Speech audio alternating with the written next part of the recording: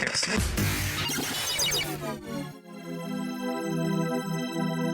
demystify what goes on behind the therapy room door. Join us on this voyage of discovery and co-creative conversations. This is the Therapy Show, Behind Closed Doors podcast. With Bob Cooke and Kellie Barratt. Hello and welcome to the Therapy Show Behind Closed Doors. I'm Kellie Barratt and I'm here with the wonderful Mr. Bob Cooke. Hello, Bob. Hello.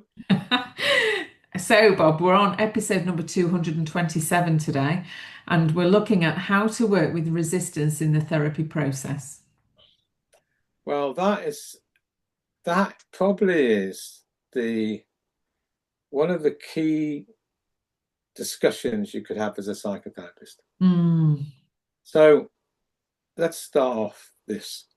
So clients, if they don't actually employ resistance, by that I mean don't want to change or adverse to change, then they wouldn't come to therapy in the first place. So people who don't resist or don't want to change, you won't see them, will you? Well, yes, I've not ever thought about it like that because, yeah, they're just going about their life, sorting it out. so then they have problems and healthy, whatever it's about. So then they go to therapy and then they work with the therapist and then they, whatever change is about for them. And if they haven't already worked, if they haven't got any resistance, they wouldn't be in therapy. It's like they wouldn't come. So we could call resistance sabotage, if you like. We have many different words for it. But every client is going to resist change usually. Otherwise, they just come from an adaptive, compliant place. And actually, we may not even seen them in the first place. So by definition, all clients will resist. So is there any other words that you might, because you said sabotage, you could replace it with sabotage. Is there any? What I mean by sabotage is the same sort of thing. It's like, it's the part of the self which resists change, basically. And that's most clients you'll ever meet. Now, the issue for the therapist is, number one, how do they make the person aware of that? And two, how can the therapist help the person with that, and also what needs to happen to change and have a different way of looking at things. So if we say all clients will show resistance, I think that's by definition.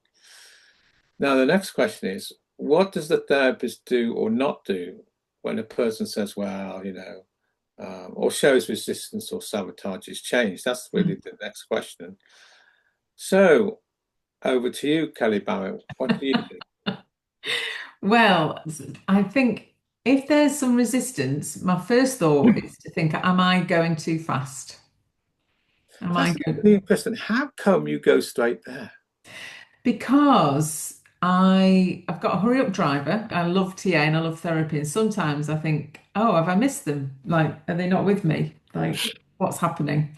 So that's always my first port of call, is to just... So if I can put this right, or I've got to be clear, you turn to your counter-transference. Yes. I love how you talk in those terms. What's happening for you internally? Yes, yeah. Okay. And the thing you obviously know yourself quite well is that perhaps you think that in therapy, when somebody in some block transactions or some resistance to change or they're stuck or whatever it is, where you go to in your counter-transference is, how am I missing them somewhere? Yeah, am I? It's not necessarily the reflection. Yeah. It's a check. It's my first check. Yeah, like have I missed them somehow?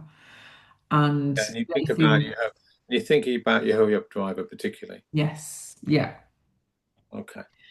That's interesting. That's very interesting. I think it is the most important thing that if you feel stuck with somebody, or you feel some process is happening, I think it's really important to go to yourself. think about what could I be doing somewhere out of my awareness, which is Mm. aiding this stuck position. Mm. Like That's very important. like we're colluding with it or enabling the client to stay stuck. Mm.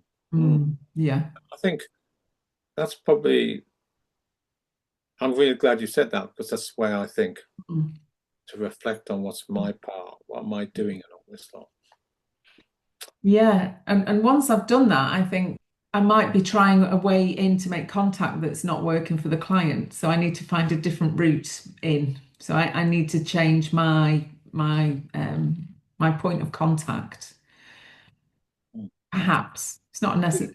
When people resist, they have ways of resisting. Mm, So, for example, somebody might intellectualize mm, yes. Yeah. rather than go to where they need to go to, Mm, or somebody might act out in a passive aggressive way mm, rather than X, or mm, somebody might become hysterical and giddy rather than thinking about solving problems. mm. Yes. So Yeah. they all go somewhere else. Now, Mm, where you're going to, which is I think a really excellent option, by the way, is to think about attunement and mm, also perhaps, what am I doing in the process of attuning or misattuning mm. a client? Yeah. I think that's an ace way to start thinking. Mm. Thank you. Another way, I think, I do think like that, by the way. I think about countertransference, what's happening for me, and I teach people that. And in supervision, we're always looking at countertransference. Another way I often think about this is about the enactment of script. Mm. So So what when I they're say, replaying. yeah, so TA again, script's a term which means a life plan, if you like, which has been decided early in history, Mm, which becomes part of their, it's a term everyone calls script. We'll stay with life plan. And then they play that out in all relationships in their lives, including with the therapist. mm, So they will enact out, if you like, or they'll enact out in the room with the therapist their script or life plan. mm, And usually, nearly always, when somebody comes to therapy, it's their early life plan and early decisions which they made developmentally mm, to cope and to get by, mm, which needs updating and doesn't usually solve problems today. mm, So I think, what could they be enacting out with me? Now I know in TA we've got a concept of games, repetitive behaviours, yeah. etc., etc. So, but when I think about what are they enacting out, um, and where do I fit into that, and who Mm, am I for them? And is it that quite easy for you to get hold of? That what are they, Because what? I think that way. Because Yeah. I think Mm. that way.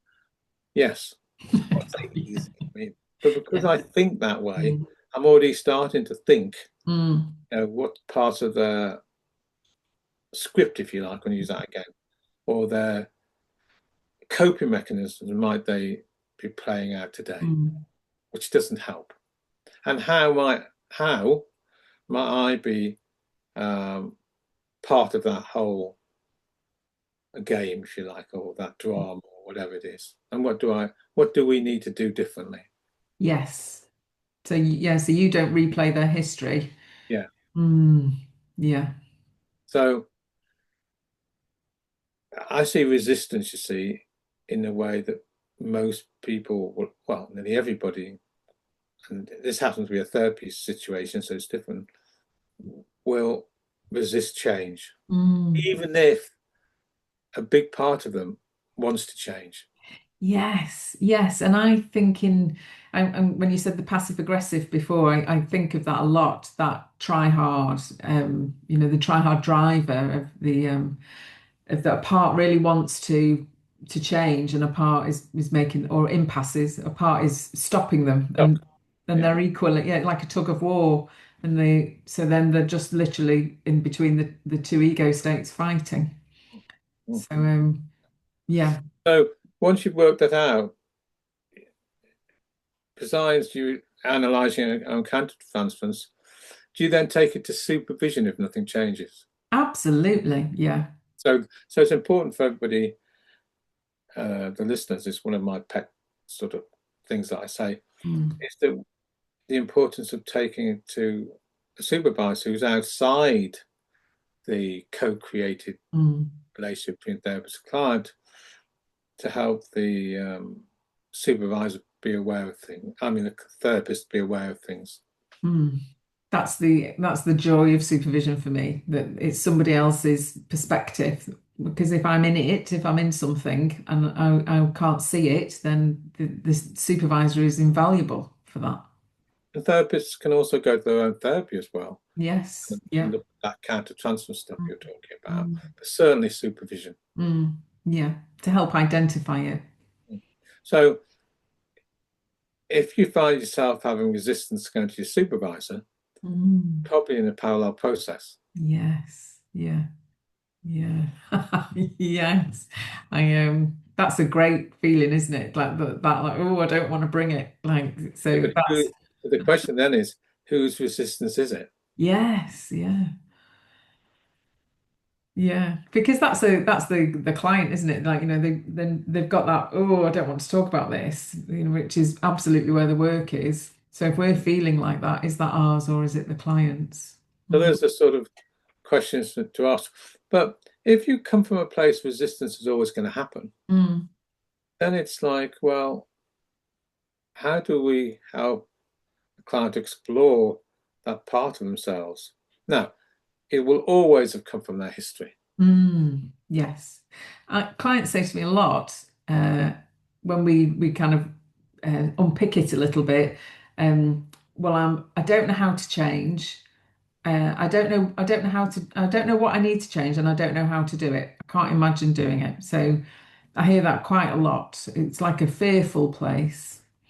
What do you do then? So we explore it. Like, what are they actually frightened of? You know what I do? Well, yeah, we explore it. So Mm. I just usually say, well, just guess. Yes. Yeah. To bypass this Yeah. intellectualization and this, that, Yeah. and the other. But you're right, to explore the whole process and how it gets enacted out today and what needs to happen between the two of us for change to happen. Between the two of us, yeah. Because if that, yeah, that is the parallel, isn't it? If they're stuck in their lives and we're stuck in the session or long term, yeah. So I suppose another way to look at this: never forget. Well, this is how I look at it. Never forget that we're in a co-created relationship with the client, and what they're bringing will always have an impact on how we think and feel. And that's why I'm glad you started off with analysing our own countertransference, because it might well trigger things from our own history. Yeah, easily and easily out of our awareness as well. Yeah. And there's many books written on how to deal with resistance, but I think the top one is analysing our own countertransference. Yeah. Yeah, I'm always curious, but I'm talking to you now thinking, oh, do I over intellectualize? Because I am always curious. But I also like to know what's happening between me and the client. So, like, what is happening here? And what happens, Kelly, when nothing's happening? Are you as interested then? If it appears Yeah. that nothing is happening, in other words, they're not putting any energy into change it. You're putting loads and loads of energy to change it or not, and still nothing happens. Yeah. In terms of change. I think it's great to be curious about that. I don't see that as intellectualization. I think that's part of the job, by the way. Yeah, but yes, and I think the question you were moving towards then is, so if nothing happens, what's that like for me? And I'm thinking, oh, yeah, I'm going to feel frustrated, and I'm going to start. Yeah, the invite is for me to start moving away from the client. So You might do that in many ways, mind you, and go to contracting. Mm. I think you said Yeah. the previous podcast, or 2 or 3 podcasts back, I can't remember, plateauing. Or you might, I don't know, but it's very good to start thinking what you might be doing. Mm. So you can Yeah. take it to supervision, talk about it, and maybe do something different. Mm. Yes. Yes. It needs to be, something needs to change, doesn't it? It's like, Yeah, usually usually one of my positions, by the way, besides all of what we just talked about, is to help the client be aware of what's happening at the behavioral thinking, emotional level for them, or even physiologically, mm, which we may or may not help them change. mm, yeah. Because I was thinking about kind of passivity and discounting, because they're not, if they're discounting the resources available to them Mm. of how to help, but the passivity, that can quite need a lot of patience. The To stay with the client who's very passive. Well, any client who's very passive is very much into control. So I'm really trying to control you. Mm. Um, Like, yeah. and they usually sort of the best way to work with that, in my opinion, Mm. that type of profile is through humour. Mm. So I think it's a passive aggressive Yes, presentation. child. Mm. Yeah. Because really, the invitation is into some parent they expect Mm. to come down and say, God, X, X, X, X. So if you can reach their child underneath all that, Mm. I think that's a good way to work clinically, Mm. that profile. Yes. So do you always think of the passive behavior in terms of the passive aggressive No, presentation? no, No. no, no, not at all. Mm. But I think, it's so important to do what you said, which is analyze our own countertransference or Mm. reflect on our part in all this Mm. when we're helping people change, and take it to supervision. Mm. Yes. Supervision, supervision, supervision. More supervision, always more. Now, the next question, which is an interesting one, because the last podcast last week, we talked about ego state analysis. Mm. So the next question is, which part of the self, which part of the ego, does the resistance come from? That's a question I often ask myself. Mm. And it's usually in the younger self, Mm. I said, but sometimes it can be from an internalized parent. Mm. But it is important, I think, to reflect when a person is being defensive or resistance to change, where does that where does that come from? Mm. So I always think developmentally. Mm. Yeah. And I'm just wondering if I've got a bit of a blanket approach actually that's not correct, but just a bit. My go-to is to imagine that the parent is very controlling of the child, but that might not be the case. Wow, no, it might not be at all, but it certainly is often the case, Mm. in many cases. But I've known, you were just talking about it in the last podcast we did when you talked about the marshmallow parent, Mm. where perhaps they don't give any boundaries or are too Mm. liberal, and that can lead to chaos for a client because they have no way of soothing themselves. Mm. There's no boundary setting. Oh, do you think of boundaries in soothing? That's an interesting Oh point. yeah, structure. Yeah, Mm. you talked about it when you. I know I'm going back to the last podcast. The people Yeah. haven't seen Yeah. the last podcast, but Mm. you're talking about. I mean, like to call the controlling parent the structured parent. Mm. So we know that without structure, um, the client will report quite a lot of chaos because they aren't able to soothe themselves. Tell themselves, "Oh, I better go to bed now because in the morning I've got a plane Mm. catch at 6 a.m. or something like that. I'll be very irritated or crotchety or whatever it is because they haven't had that structured boundary setting. Mm. So they don't know how to do it to themselves. Yes, yeah, it's not been modeled for them. Yeah. Mm. So it's not always what you just said. Yeah, I suppose I always think of the I think of the nurturing parent here, but I think of the soothing from the nurturing parent. But actually, that structure from the structured parent is very soothing because Yeah, the kid knows where they are then. yeah. Definitely. Yeah. Don't call the controlling parent from that Mm, position, the mm, positive controlling parent. mm, The most chaotic people are the people who haven't internalized positive controlling boundaries because mm, they aren't able to do it to themselves. mm. Yes, and I see lots of clients who are new parents who struggle to put boundaries in with their children. Because they haven't had it themselves. Mm. So they don't know how to do it. So the therapist needs to model that. Mm. Do you mean behaviorally in the work? I mean, behaviorally, generally. Okay. So So, great boundaries. Yeah, yeah, strong. yeah, we're not going past, if it's 1 hour, 2 hours, or whatever it is, you Mm. don't go past that. Mm. Lots and lots of structure. Mm. You model it, and you model it maybe in the work as well, but certainly in the structure Mm. of the Yeah. clinical setting. Mm.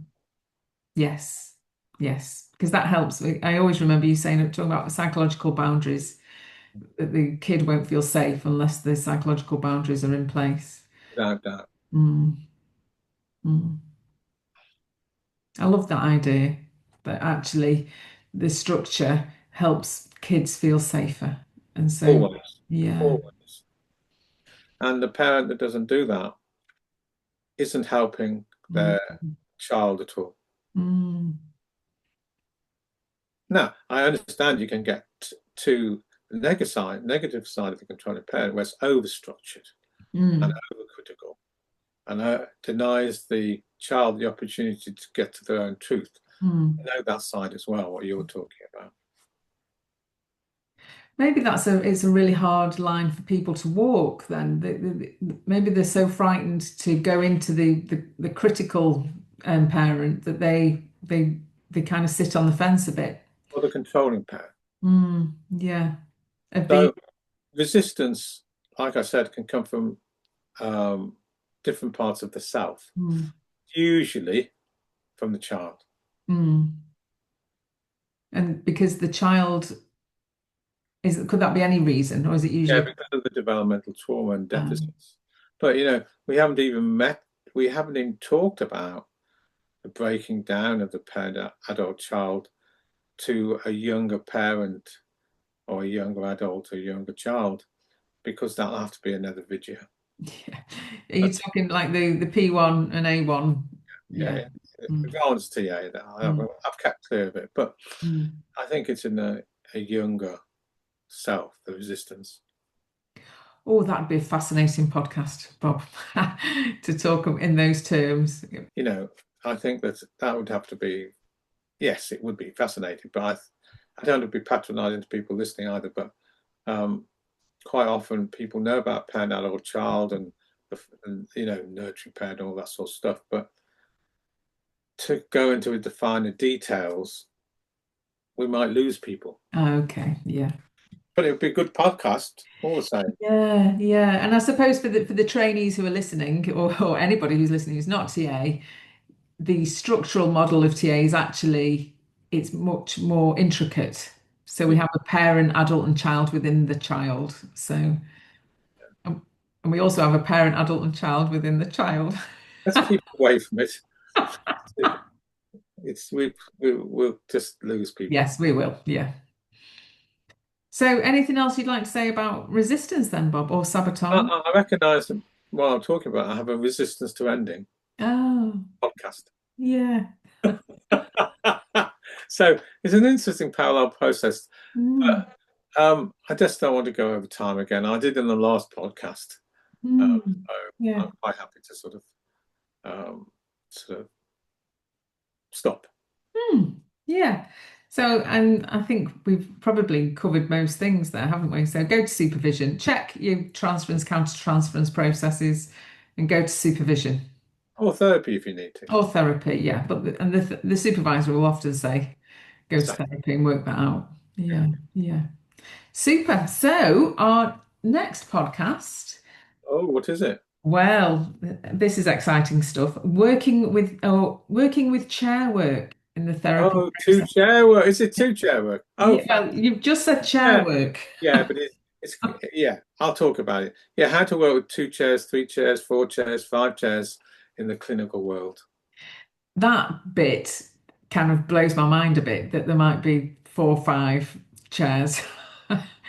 I know that that's, all the different parts of ourselves, but that feels like a wonderful skill to have.